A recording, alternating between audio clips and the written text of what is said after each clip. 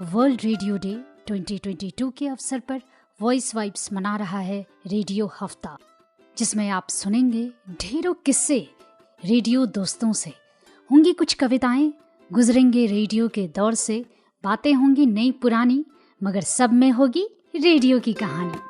दोस्तों, इस बार विश्व रेडियो दिवस 2022 का थीम है रेडियो और भरोसा, यानी ट्रस्ट।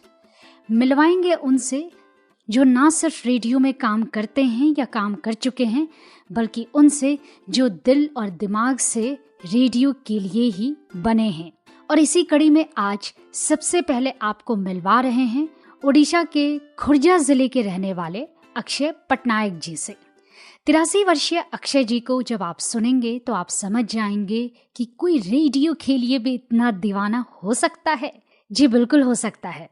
635 यानी 635 टाइप्स के रेडियो का कलेक्शन इनके पास है, जिसके लिए इन्होंने भुवनेश्वर से 70 किलोमीटर दूर बोलागढ़ में एक रेडियो म्यूजियम घनश्याम पटनायक पिंदिक Shri Chandan museum and library खोल रखा है। तो सीधा हम अक्षय जी के पास चलते हैं और उनसे बातें करते हैं। मेरा म्यूजियम शुरू हुआ 1970 में। म्यूजियम में पहला रेडियो कलेक्शन हुआ मेरा म्यूजियम में। उसमें से पहला हम कलेक्शन किया था रेडियो। हाँ, अभी देखिए मेरा पास है अभी 635 टाइप्स ऑफ रेडियो।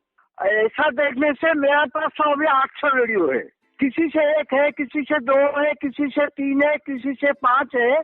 ऐसा गिनती करने से मेरा पास अभी अबाउट 750। अभी रेडियो का वर्ल्ड रिकॉर्ड है 625। मैं सोचता हूँ 660 में हम डिक्लेयर करेंगे वर्ल्ड रिकॉर्ड।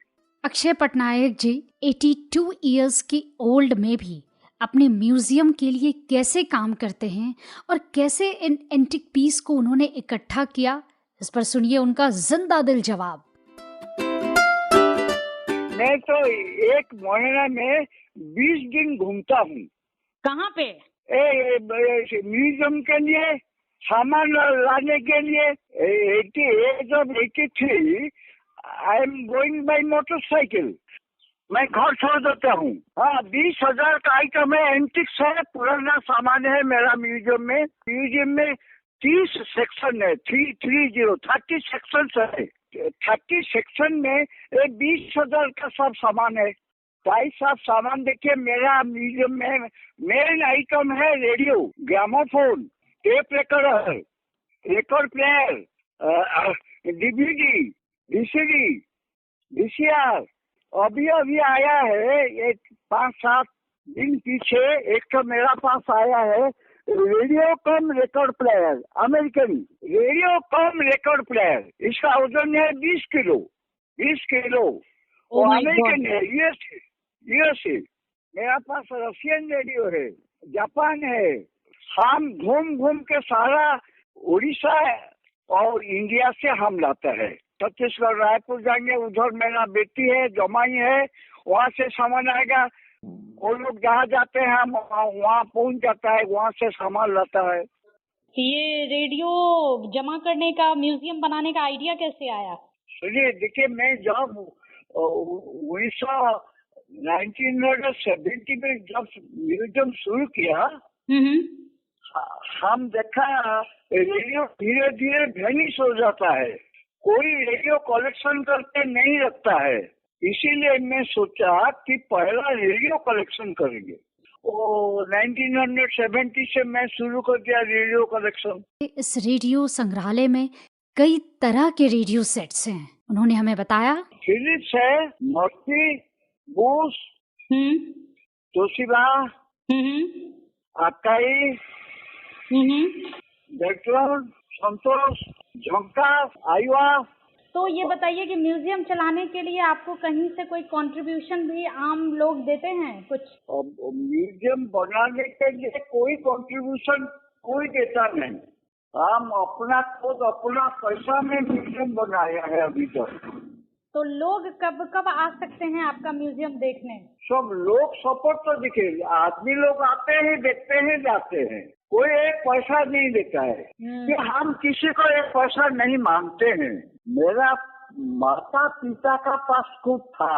मेरा पिताजी और माताजी कोई चीज नहीं फेंकते थे, वो सब संग्रह करके घर में रखते थे। हम सोचता है उनका कैरेक्टर मेरा पास कुछ आया है। जब टीवी आ गया, रेडियो एकदम खत्म हो गया और लोग रेडियो को फेंकना शुरू कर दिया, घर से बाहर कर दिया, रेडियो को फेंक दिया, बेच दिया कबाड़ी वाला को। तो हम सोचता कि नहीं हम रेडियो को रख लेंगे कुछ। आप खुद भी रेडियो सुनते हैं? हाँ, हम सुनता है रेडियो। क्या रेडियो हम रखा है और रेडियो सुनेगा नहीं? जी। तो आप ये बताइए, आपके टाइम का फेवरेट शो जो आप सुनते थे, आपको सबसे पसंदीदा कार्यक्रम आपका कौन सा था? पुराना जमाना में जब हमारा कटक स्टेशन से जी एक आता है कृषि संसार आता था। जी कृषि का ऊपर, एग्रीकल्चर का ऊपर दो आदमी डिस्कशन करते थे।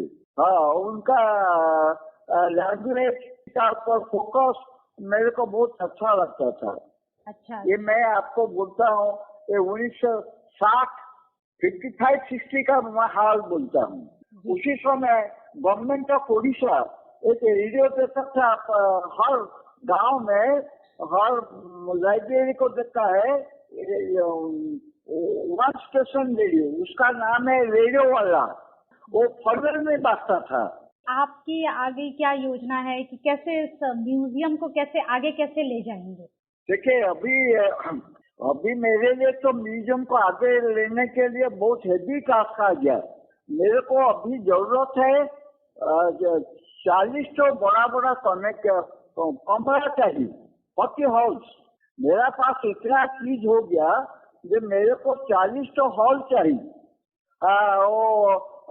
उसमें से एक तो 4-5 एकड़ का एक तो हम गार्डन बनाएंगे, परमानेंट म्यूजियम बिल्डिंग बनाएंगे। ये सब है, ड्रीम है। भगवान को मालूम है मेरा dream, whether my dream will be fulfilled or not before my demise from the world, I don't know। सारा देश से कलेक्शन किया है, हाँ, सिर्फ ओडिशा से नहीं। आज के टाइम में आपको क्या लगता है, रेडियो का क्या फ्यूचर है? रेडियो मीडियम का कैसे देखते हैं रेडियो मीडियम को? संसार में दो चीज बंद होगा नहीं, एक तो बुलक काट, एक तो साइकिल। ऐसे रेडियो भी बंद होगा नहीं संसार में, रेडियो चलता रहेगा। एक तो जमाना था, इस जमाना में रेडियो चलता था, उसका बाद आ गया साइंस तो डेवलप करता है, विज्ञान तो परिवर्तन होता है, टीवी आ गया। टीवी में क्या है, उसका जो चार्म है, रेडियो का चार्म ये रहेगा, वो कभी भी बंद होगा नहीं।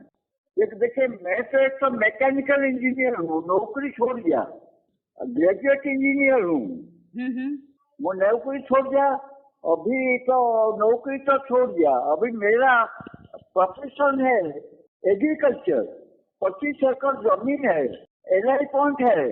तो आप बिल्कुल इंजीनियर टर्न फार्मर हो गए? जी तो आप मतलब आर्थिक संकट में था, अभी आर्थिक संकट थोड़ा कम से हो गया। आप हम लोग के लिए ब्लेसिंग्स हैं सर, थैंक यू सर। हाँ। रेडियो कभी भी बंद होगा नहीं, हर टाइम के लिए रेडियो रहेगा, रहे था, अभी भी चलेगा। रेडियो का दौर कभी जाएगा नहीं, लाख दूसरी तकनीकियां आ जाएं। अब आप क्या सोच रहे हैं? बिल्कुल ऐसा भी कोई हो सकता है? जी बिल्कुल, ऐसे ही रेडियो के दीवाने हैं। आपके पास भी रेडियो से जुड़ी कोई कहानी है तो हमसे जरूर साझा करें। आप हमें ईमेल कर सकते हैं voice.vibescommunity@gmail.com पे। डिस्क्रिप्शन में ईमेल एड्रेस है। रेडियो से जुड़ी हुई कोई याद तो हमसे जरूर साझा करें। आप हमसे हमारे ट्विटर हैंडल पर भी जुड़ सकते हैं। तो दोस्तों, फिलहाल चलती हूँ, मिलूंगी एक नए रेडियो दोस्त के साथ अगले एपिसोड में। तब तक के लिए एक बार फिर से आप सभी को विश्व रेडियो दिवस की बहुत बहुत मुबारकबाद।